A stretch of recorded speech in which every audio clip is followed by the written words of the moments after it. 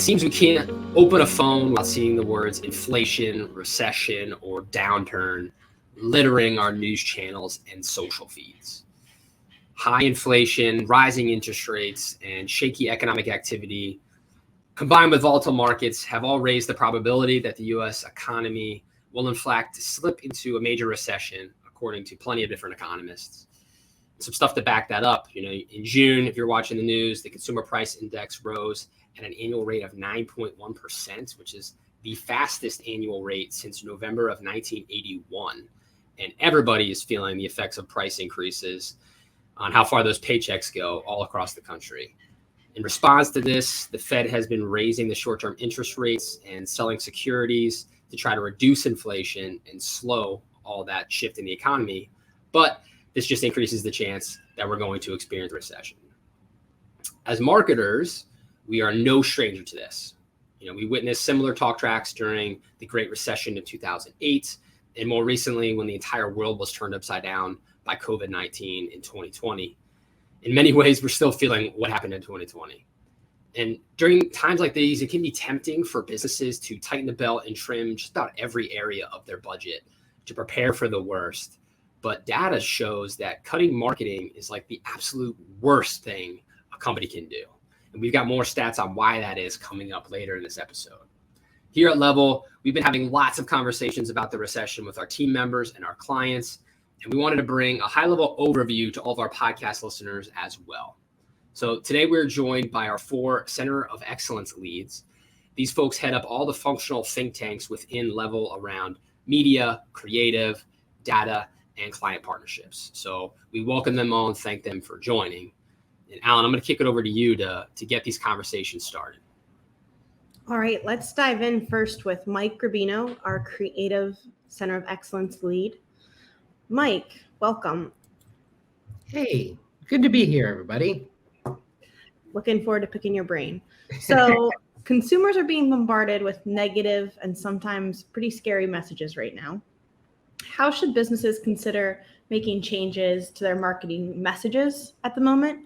Or should they make any marketing messaging changes at all? It's easy, I think, to sort of what Miles was talking about. It's easy to be really reactionary at this point in time and to try to reflect or remind everybody how negative the situation is. But I don't always think that that's the right tactic for your marketing messages, nor is it a great idea to just keep your creative exactly the same. I think that you have to recognize the reality a little bit. But also, our goal is to present people with options to change their life or make something better in their life, right? And so I think that understanding your customer, you probably already have in your marketing. Hopefully your creative already empathizes with your customer, but it's a great opportunity now to check back in with them. I would even say re-empathize with them, see what has changed in their life, see what the challenges are. Don't just keep your creative the same necessarily and ignore the world, but really try to figure out how you can present your customer, meet your customer where they're at, and then give them creative messages and visuals and opportunities to see a better future, to how to take their current situation and improve it. And I think you can do that, if you're practicing empathy and using design thinking in your marketing and how you're generating creative, is to really go and talk to your consumers, see what's changed, see how the economy is affecting them, and figure out ways in which you can connect the product or the service or whatever it is you're providing them. How do you connect that with where they're at now and the challenges that they're currently facing that maybe they weren't facing 2 years ago? Sounds like it's more critical than ever for that empathy approach that we talk about often on this podcast, to deeply understand the problem facing the consumer and be very thoughtful in how you pose the solution, especially during financial turmoil. Yeah, and also I would say, don't lose your brand's voice in the process, right? So how would, everybody's hopefully has a very solid brand identity and brand voice for their company, their product.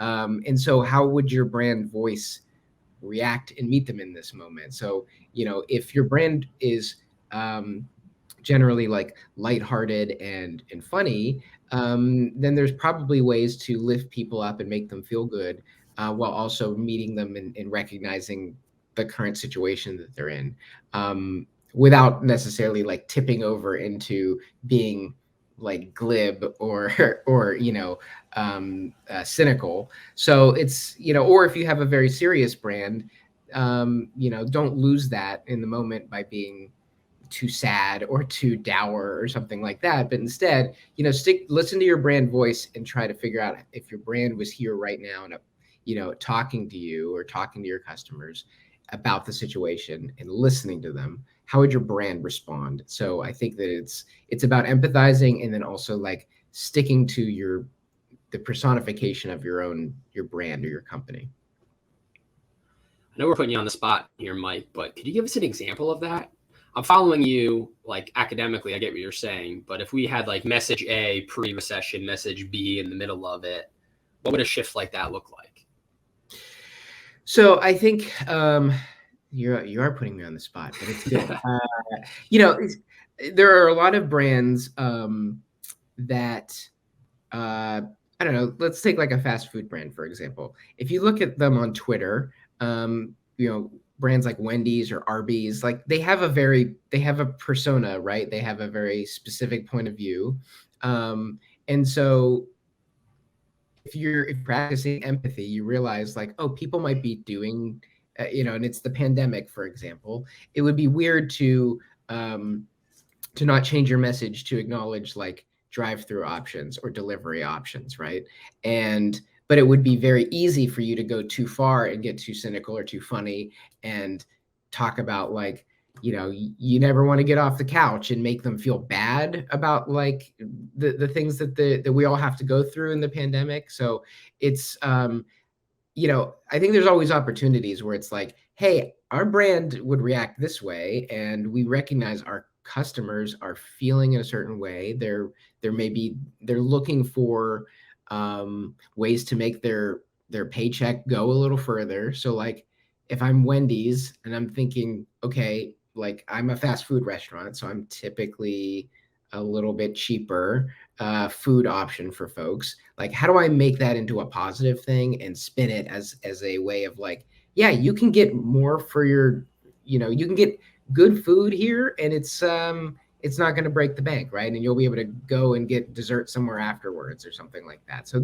I think that there's ways to just recognize it, and again, just stick within your voice. So if your voice is funny, or your voice is serious, or your voice is mystical or magical, like don't lose that because you're trying to like reach for a new message all of a sudden. That makes sense. Yeah, it's acknowledging where people are at. That's where empathy comes in. Like your dollar goes further here. I think another good example you bring at the pandemic, one thing we saw, masks showed up everywhere in creative, right? Now they're in commercials. It was in the creative, like acknowledging, like, we get, if you were actually out public today, you would have to have a mask on, and it's not like you're creating this world that doesn't exist in your ads versus the one they live in. And I think that's another way to bring it to the people's level.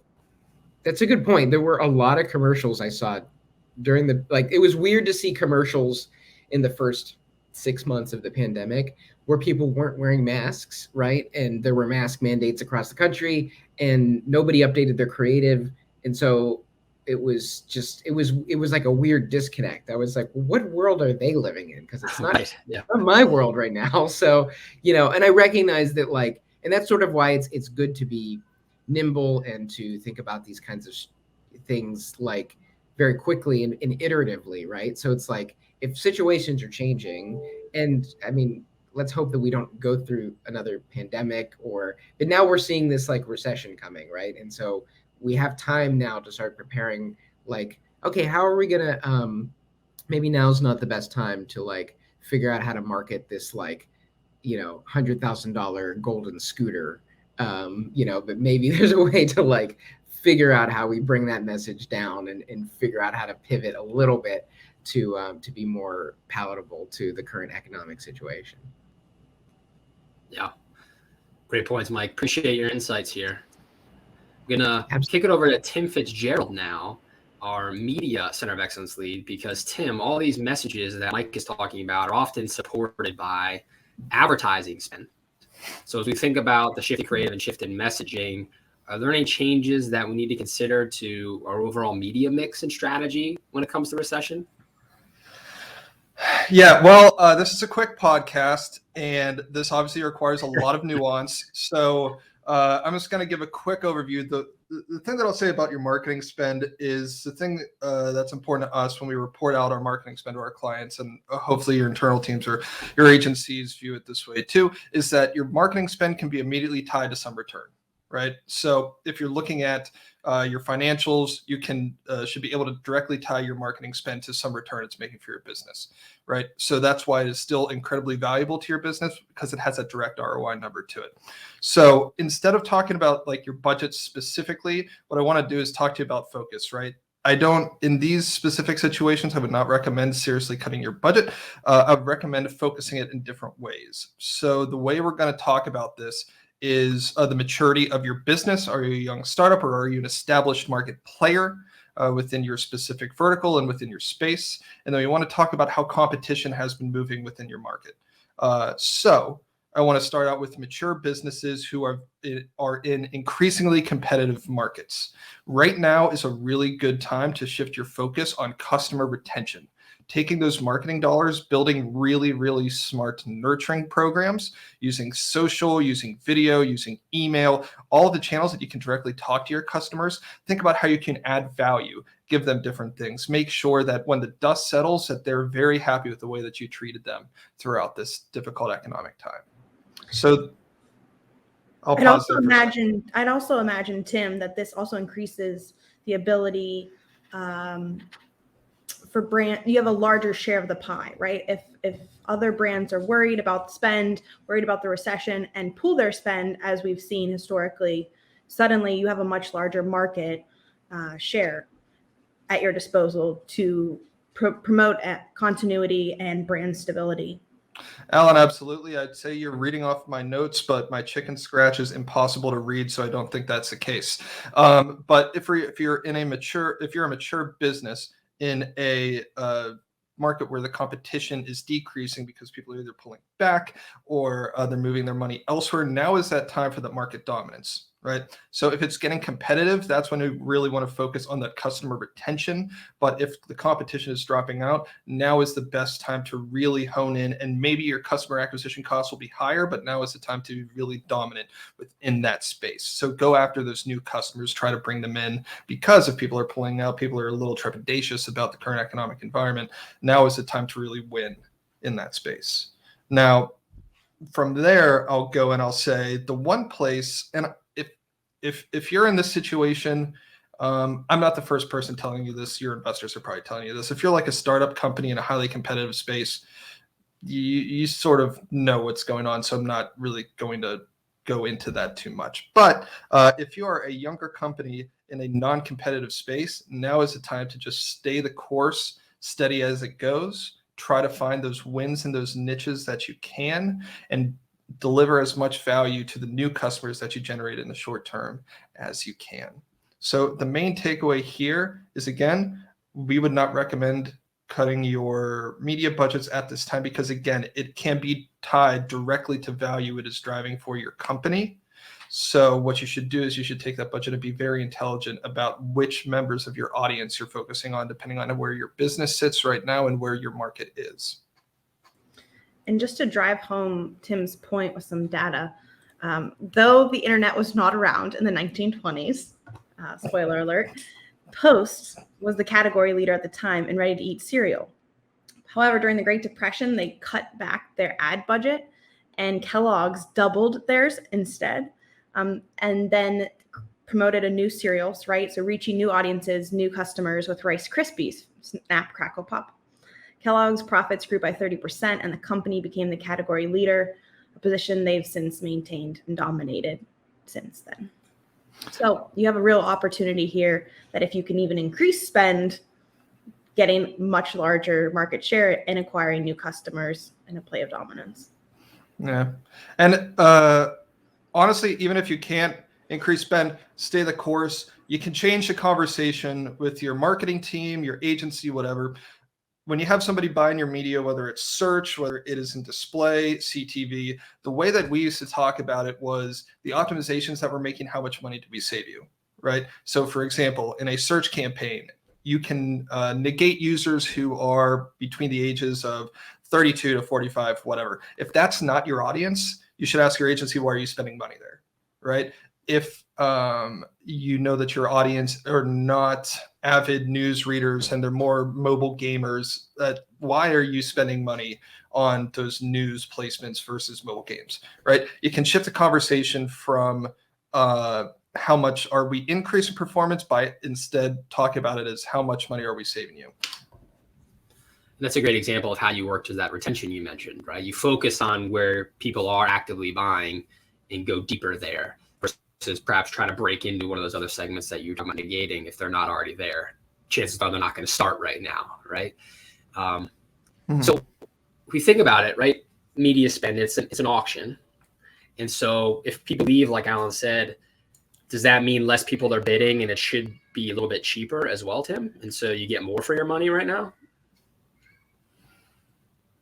It depends, which is, I know, the most annoying answer a media person can give you, but the sort of unanswered question is with the embrace of automation, automated bidding within these markets, within these platforms, it has yet to be seen the way that the market reacts to either people pulling out or people getting more aggressive around this time. So it should function as a true second price auction, as it always has. But with the increase in automation, things aren't as directly one-to-one anymore.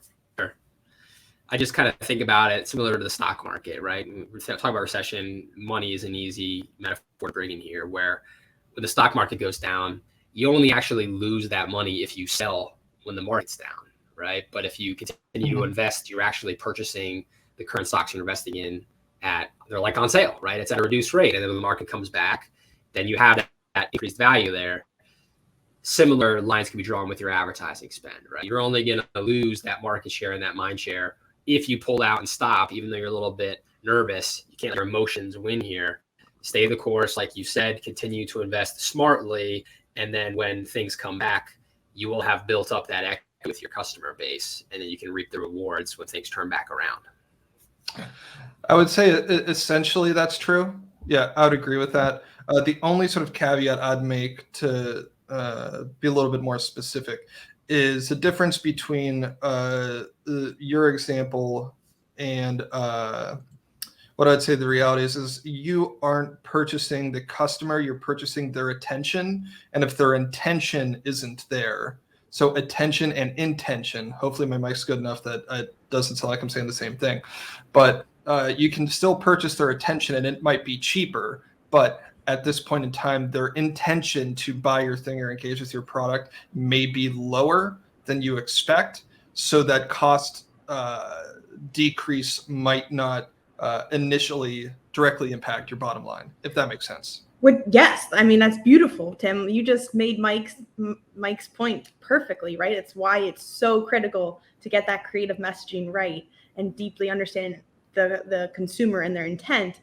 Otherwise, you can make the most beautiful ad, you can get the perfect CPC, what have you, but you're still not going to get those end conversion results if your messaging isn't aligned with their true empathy and intent. Yeah, absolutely. So again, obviously this requires some more nuance, and we'll probably be talking about this more and give some more specific examples and talk through what we've seen specifically in different verticals. But I think that overall, again, think about how the maturity of your business and have your marketing and research team get a gauge on how competitive the market is nowadays before you decide where you're going to invest your money, audience and tactic wise. Which leads us pretty nicely to my favorite math PhD and extraordinaire, Dr. Kyle, head of our data COE. Welcome, Kyle. Glad to have you with us today. Happy to be here.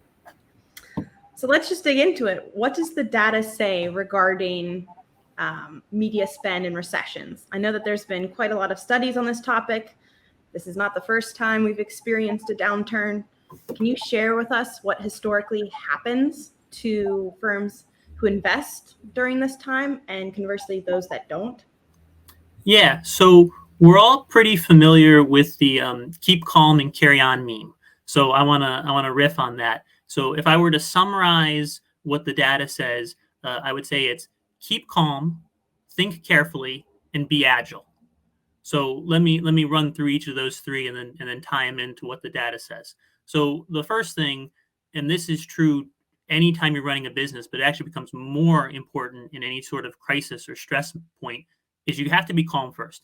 If you're not actually looking at the situation, engaging your intellect, and asking critical questions, you're gonna do dumb stuff.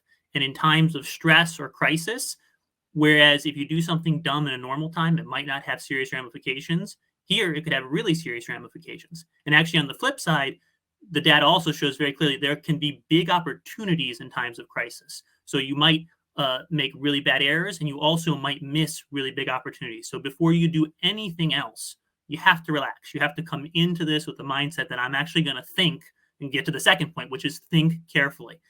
Tim, I think, showed exactly what the data backs up. No situations are the same. You have to think about the particulars and you can't paint this in broad strokes. It's fine if you're a macro economist and you're looking at the whole US economy. No given client, though, needs to take that approach. They have to actually look into the particulars of their situation. One of the most important things you can do in any sort of data situation is before you try to get into the data, you need to get a framework for how to think about it. So I want to give people at least three lenses through which to frame things when they're trying to think carefully. First, I would say you need to look at what sort of recession it is. So first off, everyone should be very clear on the be calm. We're not in a recession. It's not guaranteed we're going to go into a recession. There certainly seems like there's going to be something, but there's plenty of wiggle and there's a pretty big range of what people are predicting, even if we do go into a recession. You need to think now. Obviously, people need to plan ahead, right? People aren't predicting trouble and nothing's going to happen. What is this recession going to look like? No two recessions are the same. This is going to be way different than, say, the Great Recession of 08. It's probably going to be fairly different than 2020, although it might have some similarities. It's interesting to look at things like the recession of the 70s, the double dip recession of the 80s, and say which lessons can we draw and not draw. But you need to think about this particular recession. The worst thing you can do is look at other recessions that aren't applicable because their implications are going to be different. The second thing I would look at is customers. So you have to think about cohorts of your customers and group them based on how you think they're going to respond to the recession. So a classic, simple way to do that sort of grouping is to group them into 4 parts. You've got the slam on the brakes people. These are the people who, hey, as things get tough, they're going to be cutting back and changing everything. You've got the pained but patient people. So these are people who are feeling it, but they're probably going to weather it, and their degree of slamming on the brakes will vary based on how severe things are or how long things go. Then you've got the well-off people who, frankly, aren't going to feel it much or aren't going to change much of any behavior. And this isn't the only way, but the fourth cohort would be the live for today people. So these are probably your younger people who, they're not thinking longer term, that they're going to keep behaving fairly similarly, but for a different reason than the well-off people. Once you put cohorts on customers, and you've looked at what sort of recession you're expecting or what sort of how the economy looks to you, then you got to look at your business and you got to think very carefully about, and this ties in exactly with what Mike was saying and things Tim was saying. What do we do? What is our brand? What's working? What's not? And from there, that leads into the third part. Keep calm, think carefully, and then it's be agile. So now that you've engaged your intellect, you've actually looked at these different things. Now you have to be willing to make some critical decisions. So Tim was highlighting, all depends. Who are you in the market? What stage is your company? But it might be the time to put all the chips in the middle. You actually might need to invest big time. And there is plenty of data to show companies who they've recognized. You just cited one, Alan, a company recognizing that this was their time. And though it might go very much against the grain, we're going to push the chips in. That's not going to be true for everyone. There are other people who do need to be more selective. Sometimes you do need to pull back some, or oftentimes it's less pull back, but refocus. And Tim was highlighting, do you need to target, say, customer loyalty and focus on your core audience? We can't give one recommendation, but when you look carefully and you thought, then you got to be able to pull the trigger. I mean, one of the more convincing things is that people that do invest or at least think carefully, they tend to come out much better. I mean, that's overwhelmingly true. We can get more into different specific cases, but by and large, you do want to invest, but you got to invest the right way for who and what you are. Thanks for your perspective, Kyle. Really appreciate it. Again, keep calm, remain agile, and what was the second one? Keep calm, think Keep carefully, be agile. Be agile. All right. And with that, we're going to send it over to our client partnership, COE, Amy. Welcome, guys.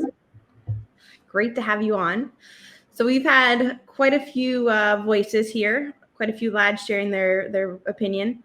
When you hear all of this as client partnership lead, how do you think our client partners should consider adjustments for their overall marketing mix and strategy? Yeah, I think my partners on the COEs have really summed up the individual approaches really well, along with that macro view. But so to add on to that, if we lift up and look across the entire marketing ecosystem and connect with our clients on what is driving their business today, married to demand that will likely persist in the marketplace into the recession, and then bring focus into that, that's where we want to start. So what I mean by that is during a downturn, marketers need to balance the effort to pare down their operating costs while shoring up short-term sales. So what we'll do is back up and take a look across the entire marketing operations partnership with our clients and help them find those areas where they can perhaps dial down, not necessarily in media, to Tim's point, but in other aspects of their marketing investment. Focus in areas where the overhead cost is not so high so that they can realize some savings, but also focus on long-term health benefits. So maintain presence in the core products and services that they offer that represent their brand. To your point, Post made a fatal flaw there while Kellogg's literally ate their breakfast. So this might result in streamlining product portfolios. It might result in streamlining messaging in the market to support those product portfolios. But one of the ways that we go about evaluating this is starting with the audience first. So revisit your audience strategy. Take the time to Kyle's point, to really understand that audience segment and their intention, and then reprioritize your campaign architecture and messaging maps to fit to that. One of the things that we want to do is always improve affordability and bolster trust in an ongoing way. So a really simple step to take is to do a quick SWOT analysis. So I know that's a little bit of an outdated term, but if you revisit what are your strengths, what are your weaknesses, what are the opportunities, and what are the threats in the next 6, 9, 12 months, then you can determine what is essential, what is a nice to have, what's postponable, and what's expendable. And the key there is defining what's expendable. I had the good fortune of working on the launch of the iPhone during a recession. And Apple's approach to that was to say no to almost everything else and triple down on the iPhone, and look at where that is today. That changed everything. So those are just some initial thoughts on the first steps that we plan and are taking with our clients. I love the SWOT analysis. I don't think that'll ever be outdated. It's such a useful tool. And when you say that, what I think to myself in my brain is it's kind of like you said, it echoes everything everybody else said, but it's trying not to be wrapped up entirely in what's happening right now and making an over course correction or something, right? But sitting down and having that thoughtful analysis, you can think, what do I need to do today so that in the future, when this is behind us, like we're still where we want to be. We don't look back on this and say, oh my gosh, why did we do that or not do that? Like doing everything with intention when it comes to your strategies across the board, the entire business. Yeah. And of course, marketing is part of that. Yeah, we have a great example for one of our clients who is in one of the most highly impacted industries, which is lending.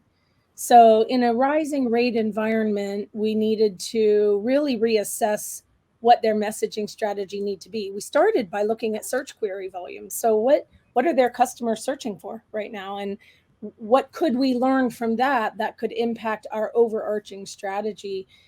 We did have a situation where the request was pull all the money out of the market. And we said, hang on, rising rates, that's hard to say at 9 a.m. Rising rates is not a reason to pull out of the market. You have products and you have messages that actually support a rising rate environment and can be a new priority where you haven't made them a priority in the past in your marketing because perhaps the profit margin on that is not as high. But now's a chance to, focus there, test into whether or not that can resonate with the audience and light up that profit stream and see what we can learn from that. And that's exactly what we did. And we're seeing really good results so far for that client. It's a great example. Amy, appreciate you sharing that. Mm-hmm. Alan, looked like you were going to say something. Go for it. I'm just tickled pink. It's wonderful having the biggest and brightest minds at level all on one podcast. So if you find yourself listening to this and wondering, wow, everything they're saying makes complete sense, but I have no idea where to start, or I don't feel like we're adequately prepared with where we are now, please reach out to Level. We'd be happy and eager to work with you and make sure that you're capitalizing during this opportune time instead of falling behind and getting your cereal eaten by someone else. Absolutely. Yeah, we make it easy for you too. If you listen to this on the audio podcast, you can click the link in the show notes. We've got email address, phone number you can reach out to us on. If you're at all struggling with where to take your company next in the midst of all this, we'd love to reach out and we'd love to see you be of service. And if you're watching the video, I'm bringing all these smiling faces back on to wave at you and say goodbye. It's a pleasure hanging out with all these bright this morning. And we'll see you next time here on Test, Learn, Grow.